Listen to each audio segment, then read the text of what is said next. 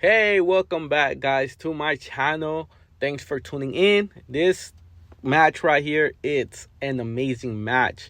You're gonna see to the left me piloting DKP's Ruby Sapphire list, and to the right it's my opponent rocking Ruby Sapphire, but the more traditional style with Dime and Tamatoa and Maleficent Dragon and Big Sisu and all that. I think it's a really great match. If you guys want to see which one is plays better or how each plays way differently, stay tuned, watch the whole video, and let me know in the comments below which one do you like more. I've played the traditional Ruby Sapphire list for quite some time, and recently I picked up the DKP's list, and I'm enjoying both. I do like the uninkable count of the DKP, just having 8 uninkables. I think it's really great because you never run into a situation where you have to ink something you don't want to. But I also like the traditional, the fact that you have more control because you have like Sisu and Maleficent Dragon. Then you also have Tamato and Dime that can close out the game very easily. So let me know. I know some of the traditional lists started putting in at least 2 manners in to counter each other, but it hasn't always been played. So let me know what you guys think. And also, I want to say thank you guys for the support. I'm less than 40 subscribers away to hit 1,800, which is phenomenal. I think it's great. It's amazing. Truly am grateful for all of you guys that have hit the subscribe button, all the likes my videos have been getting, all the comments, and I always reply to all the comments. So if you're new or if you haven't done so already, take a second, hit the subscribe button, like this video, and comment. And I'll be switching out decks very soon, right before Arcasia's Island, and I'll be filming more of the Arcasia's Islands when it comes out. But let's get into this matchup real quick. So far, I'm at 1 lore. My opponent's at 0. I'm at 4 ink, and I believe he is as well. I have a Tipo and a Tala on board. And one thing I've noticed about this list, to be honest, is like you got to get your turn 2 ramp. If you don't get your turn 2 ramp, it's like you suffer like a lot. And I think Ruby Sapphire kind of loses to itself if you don't see the key cards. I know you're searching through your deck. It has a good amount of card draw. It has a good amount of ways to go through your deck and whatnot. But sometimes you still don't see what you need to see.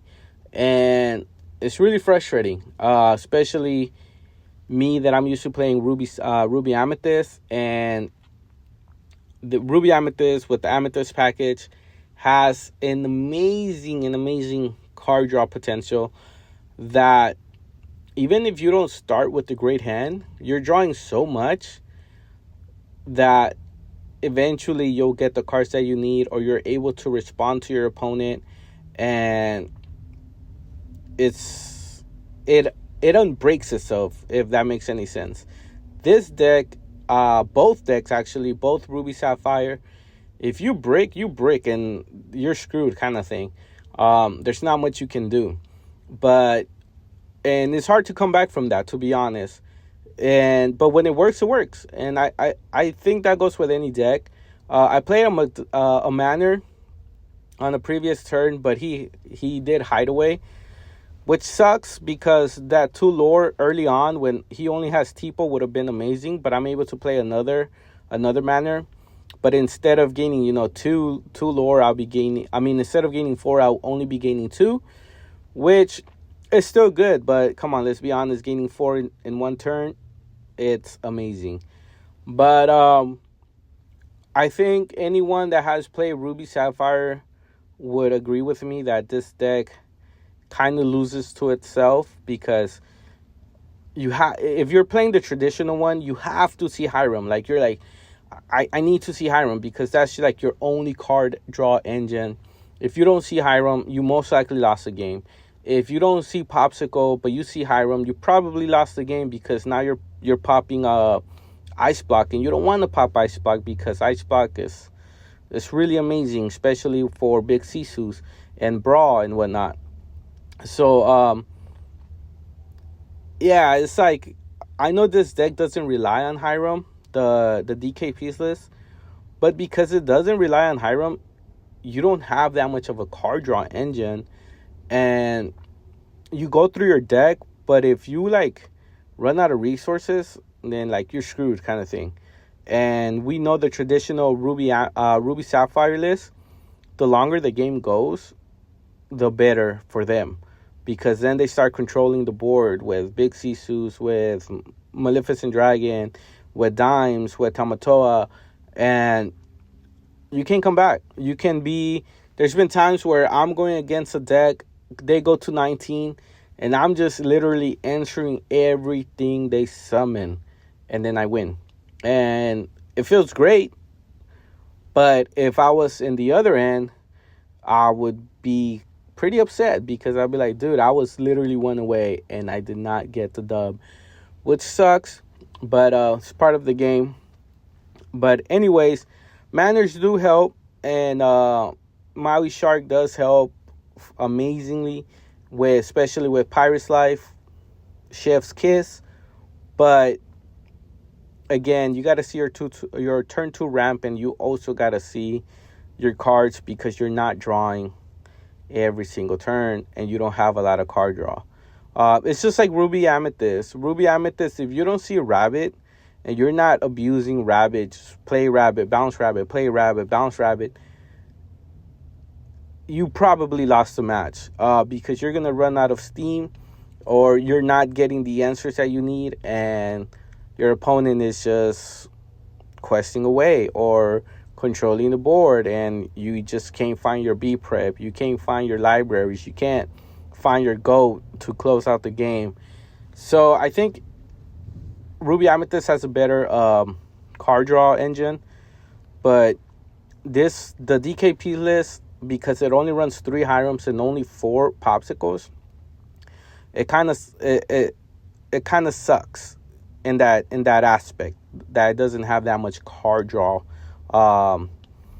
abilities. And but I think with the new set, Arcasia's Island, I think it's going to get a lot better. But honestly, it seems like Blue Steel might get much better. And but we'll see.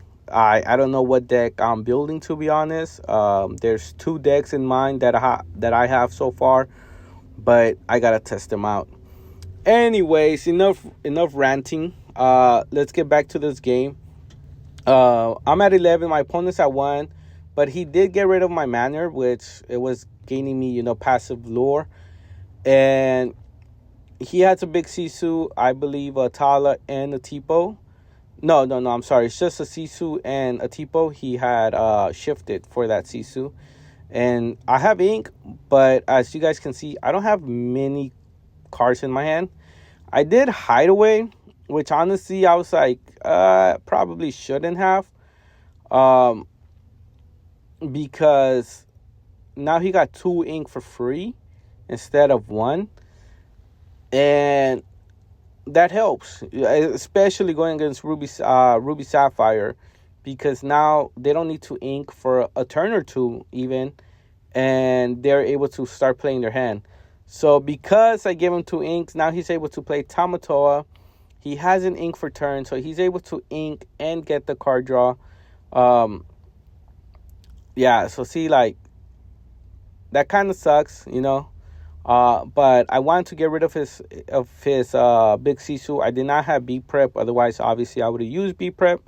He has 4 Popsicles, which that Tamatoa is pretty crucial.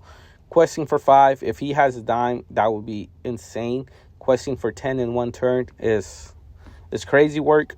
So it's not over for him or for me. I am in the lead, but that can always change.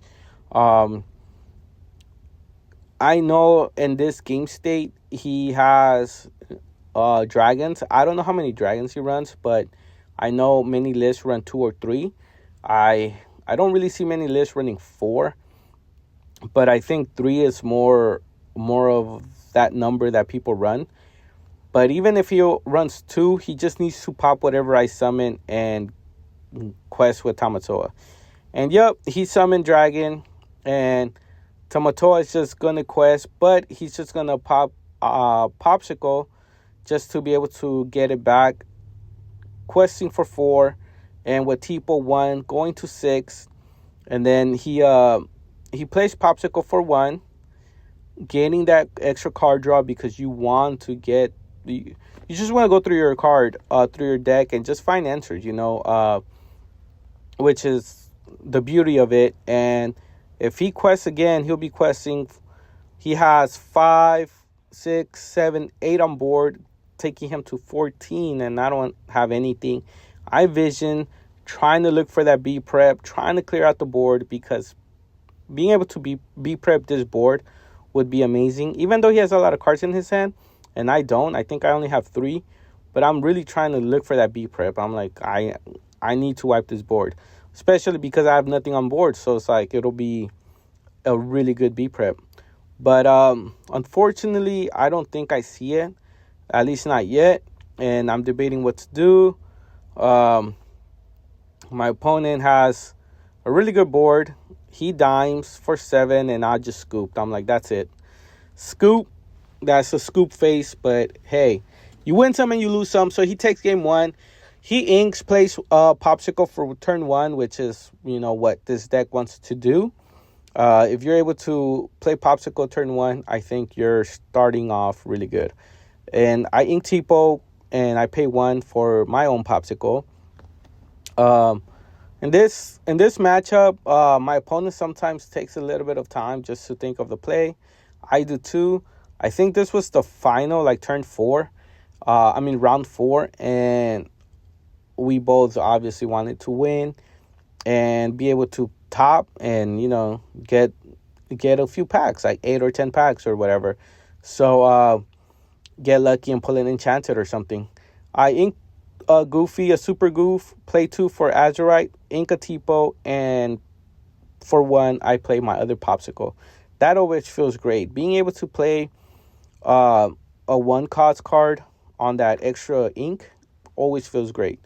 For 3, he plays Sisu, which is not bad. I ink and I play a Hiram, getting rid of 1 Popsicle and being able to draw 2 cards with Hiram's effect. He has Sisu. Luckily, I don't think he plays Flynn, which is really great, because then Flynn would trigger and he would be gaining passive lore very fast because Flynn is deadly. So right there, he's thinking of like what's the best play to do. He inks. Well, he did play a sale, and then he quests for 2. And I'm like, okay, cool. Sisu's really great. I kind of need to get rid of it because I don't want him to shift, because then getting rid of the other Sisu is much harder than getting rid of this Sisu. I quest for 1, popping my Popsicle, drawing 2 additional cards. So this Hiram already got me so much card draw, and I only run 3 Hirams, and I was lucky enough to see him early on and using it. So if Hiram dies, if he gets rid of it, it doesn't really matter anymore, because Hiram did what it was supposed to do. Gave me 4 cards.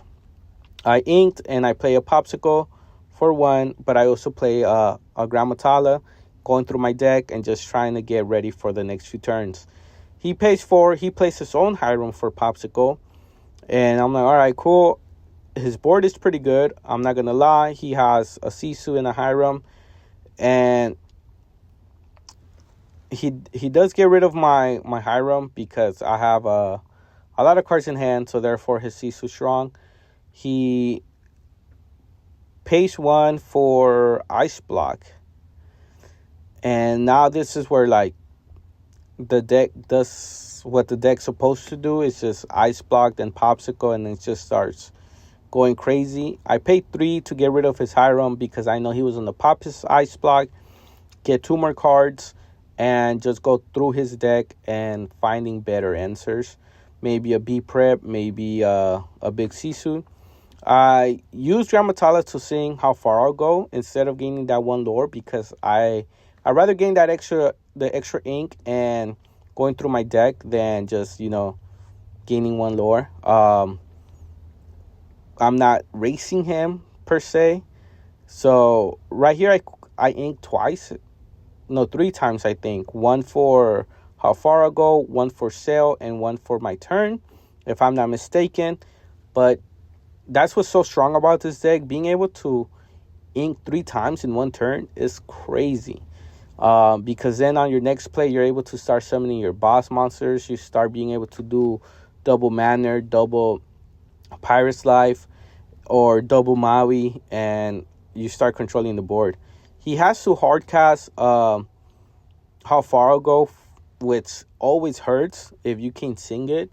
It's not terrible, but it is bad having to hardcast it instead of singing it, but it is what it is.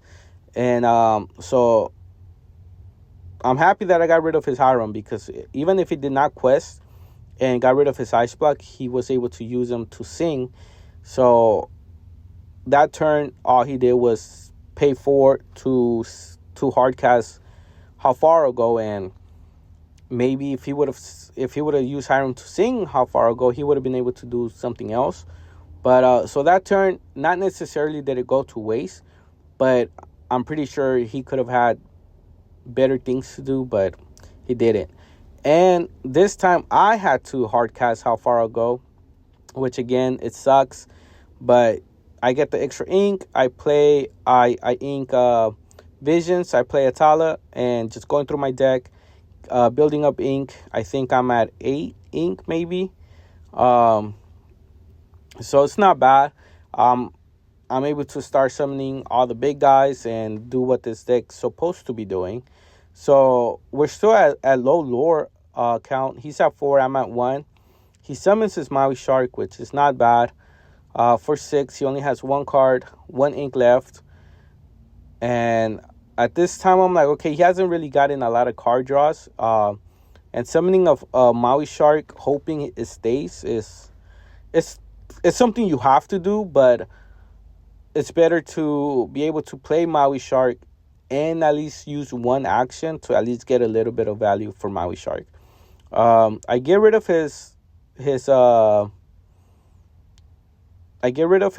by attacking it with Tala, and then I play Let It Go and get rid of his Maui Shark, but it goes to the ink, and for 4, I play a Manor, which everything's clear on the board. He only has Ice Block, which won't help him right now, but he pays 7 for Dime. That right there is scary because with Dime is like, it's a race. I pay 4 for Manor to play another Manor, and then I hardcast to play Pirate's Life, bringing him to 2, and I'm at 5. I know he can get rid of 2 Manors, so I'll be jumping to 9 next turn, which I'm also applying pressure. He pays 1 for Popsicle. He has 3 items, so I know if he summons Tamatoa is going to start gaining 4 and 4 and 4, and sooner than later, it's going to be game. He takes his move back, but again, I'm not going to shark him. It's only locals. We're here to learn. We're here to get better. We're not here to shark our opponents and get a free dub. And besides, everyone there is really chill. They're really cool, so why am I going to shark them? But then he decides to, hey, I still want to play Human Sisu, so that's fine. So I gain 4 with Manor, and I'm like, this is great. I summon Maui, Half Shark. I play Develop Your Brain, gaining 1 lore, going to 10. And I'm like, cool. For 3, I brought his Sisu, going to 11. And that's the potential of Maui Shark and the potential of having so much ink that you could do. I pay 6 plus 3 plus 1. I pay 10. I use 10 ink in 1 turn, which a lot of decks sometimes don't even get to 10 ink. He plays Sail, going through his deck. He's trying to find answers. Maybe a dragon, maybe a B prep, because those are the only two things that can really get rid of my Maui Shark. He does find B prep, but I'm just questing away, gaining lore with Manor, going to 19, and I play this out, and it's looking like a GG, so it's a tie game. Let me know in the comments below, what do you guys think? Is traditional Ruby Sapphire better, or is the DK piece list of the Ruby Sapphire better? I've tried both of them. Honestly, I like both of them. They both play a lot different, and I think any deck, any color has a good amount of luck in it. And yeah, so comment, like, and subscribe. I'll see you guys next time with more of the DK piece list. Peace.